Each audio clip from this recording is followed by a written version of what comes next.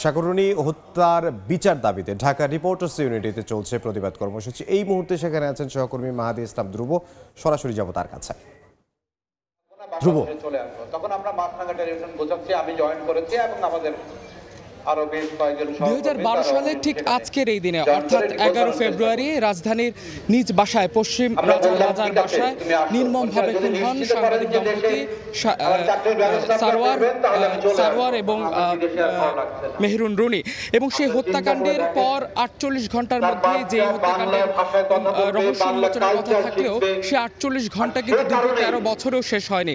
দীর্ঘ 13 বছর ধরে কিন্তু সাংবাদিক দম্পতি সাগররনী হত্যাকাণ্ডের বিচার দাবি করছে সাংবাদিক সমাজ এবং স্বজনরা, কিন্তু সেই বিচার এখনো আলোর মুখ দেখেনি।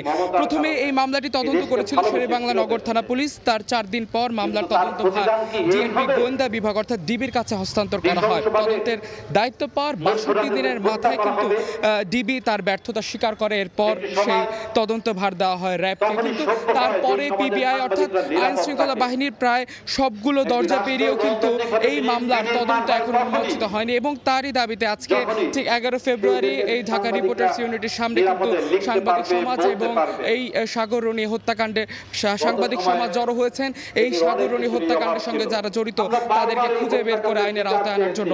এবং এখান থেকে যে দাবি উঠানো হচ্ছে যে দীর্ঘ 13 বছর ধরে এই সাগররনী হত্যাকাণ্ডের বিচার তারা দাবি করে আসছিল সাংবাদিক সমাজ, কিন্তু সেই বিচার কিন্তু এখনো আলোর মুখ দেখেনি। এবং এখান থেকে আজকে যেটা বলা হচ্ছে যে নতুন সরকার অন্তর্বর্তী সরকারের মাধ্যমে তাদের প্রত্যাশা যে অন্তর্বর্তী সরকারের মাধ্যমে আজকে সাগররনী হত্যাকাণ্ডের বিচার উন্মোচিত হবে, সাগররনী হত্যাকাণ্ডের বিচার নিশ্চিত হবে।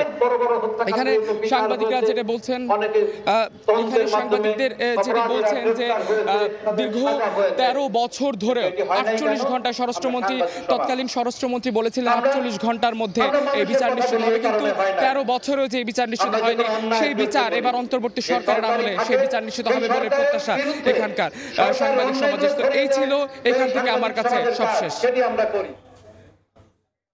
ঢাকা রিপোর্টার্স ইউনিটির সামনে থেকে সহকর্মী মাহাদি ইসলাম ধ্রুব।